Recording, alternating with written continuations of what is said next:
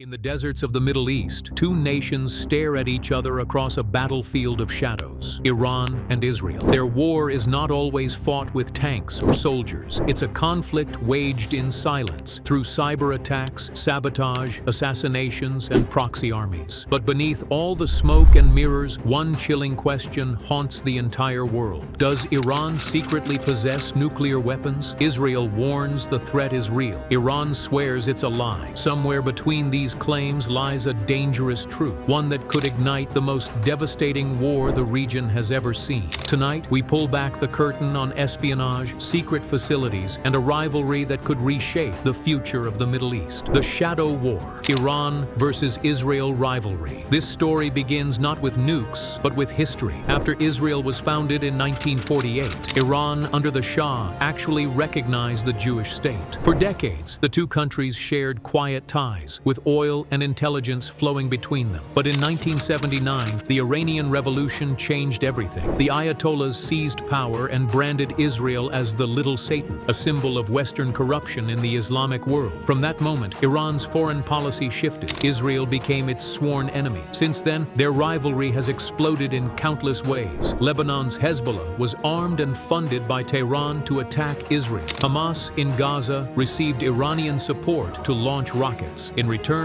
Israel unleashed a secret war, bombing weapons shipments, targeting Iranian generals, and carrying out daring operations on foreign soil. It's a war fought not on open battlefields, but in the shadows. And yet, one issue overshadows all others: the nuclear question. Because if Iran truly builds a bomb, this shadow war could turn into Armageddon. The nuclear question, Iran's ambitions. The nuclear story begins long before today's headlines. Ironically, Iran's nuclear program was not born in secret bunkers, but in the open and with Western help. Back in the 1950s, under the Shah, Iran was America's ally. Washington launched the Atoms for Peace program, giving Iran its very first research reactor. The Shah dreamed of modernizing his country, and nuclear energy was a symbol of progress. Nobody thought about weapons. Nobody imagined Iran as a threat. But history shifted in 1979. The Shah was overthrown, and the Islamic Republic rose. Suddenly, nuclear cooperation ended. The West abandoned Iran's reactors. The new clerical rulers declared their program peaceful, but suspicion was already in the air. By the 1990s, intelligence agencies noticed something alarming. Iran was building facilities far beyond the needs of civilian energy. Hidden enrichment sites, advanced centrifuges, mysterious underground complexes buried deep in the mountains. Every time inspectors asked questions, Iran gave half answers. Every time the world demanded transparency, Tehran claimed it was the victim of lies. Was Iran truly pursuing electricity for its people, or a weapon to tip the balance of power forever against Israel?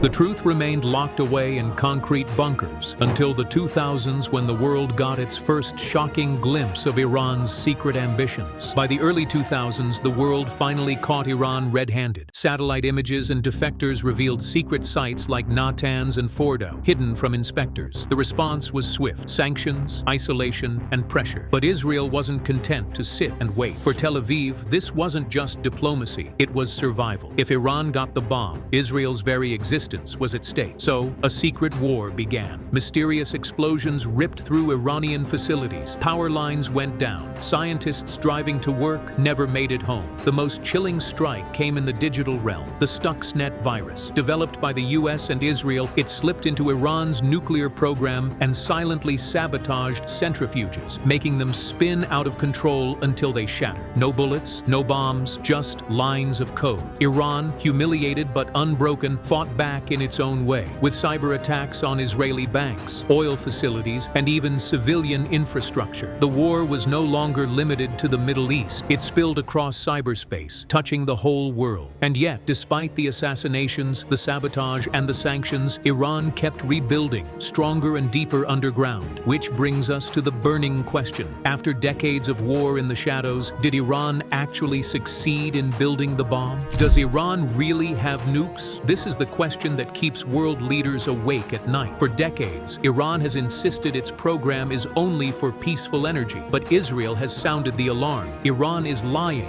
They want the bomb. So, who's telling the truth? In 2018, the world got a shocking clue. In a daring operation straight out of a spy thriller, Mossad agents broke into a warehouse in Tehran and stole half a ton of secret nuclear files. What they revealed was stunning. Hidden research on weapons design, warhead testing, and plans to mount a nuclear device onto missiles. The documents didn't prove that Iran has a bomb, but they proved beyond doubt that Iran wanted one. Today, US and Israeli intelligence estimate Iran has enriched uranium close to weapons grade. In fact, some reports suggest they could assemble a nuclear device in weeks if the order was given. But here's the catch. Building the material is one thing. Miniaturizing it, weaponizing it, and testing it are another. Those steps take time and leave evidence. So right now, Iran exists in a gray zone, not confirmed to have a bomb, but capable of building one faster than ever before. This uncertainty is its own weapon. By never fully revealing the truth, Tehran keeps the world guessing and keeps Israel constantly on edge. But if Iran crosses that line, Israel has promised it will not stand by. For Israel, the nuclear question isn't about politics, it's about survival. Israel is a small nation, surrounded by hostile neighbors with no margin for error. And while it has never officially admitted it, everyone knows Israel already possesses its own nuclear arsenal, the Samson option, as it's called. The idea is simple. If Israel is ever threatened with destruction, it can unleash catastrophic retaliation. But here's the problem. Deterrence only works if your enemy is rational, and Israeli leaders fear that Iran's rulers might not be. That's why Prime Minister after Prime Minister, from Netanyahu to Bennett and beyond, have drawn a hard red line. Iran must never be allowed to obtain a nuclear weapon. This isn't an empty slogan. Israel has a history of striking first. In 1981, Israeli jets destroyed Saddam Hussein's nuclear reactor in Iraq. In 2007, they bombed a secret Syrian reactor before it went online. Both times, the world was shocked. Both times, Israel said, better criticism today than annihilation tomorrow. So what happens if Iran crosses the threshold? Israel has hinted it will act again, this time on a scale far greater. Long-range fighter jets are being upgraded for deep strikes. Special forces train for sabotage missions far from home. Even cyber units are preparing digital warfare on a level never seen before. For Israel, it's not a matter of if, it's a matter of when. And the longer Iran plays its game of secrecy, the closer Israel comes to launching the unthinkable. But if that strike ever happens, it won't just be Iran and Israel that suffer. The entire world could be dragged into the fire. Chapter 6. The world at stake. The world at stake. If Iran ever crosses the nuclear threshold, the fallout won't stop at its borders. The Middle East would become a powder keg ready to explode. Israel has vowed it will strike first, and that means all of Iran's allies would strike back. Hezbollah in Lebanon, with over 100,000 rockets pointed at Israel, would unleash chaos. Hamas in Gaza would join the fight. Across Iraq, Syria, and even Yemen,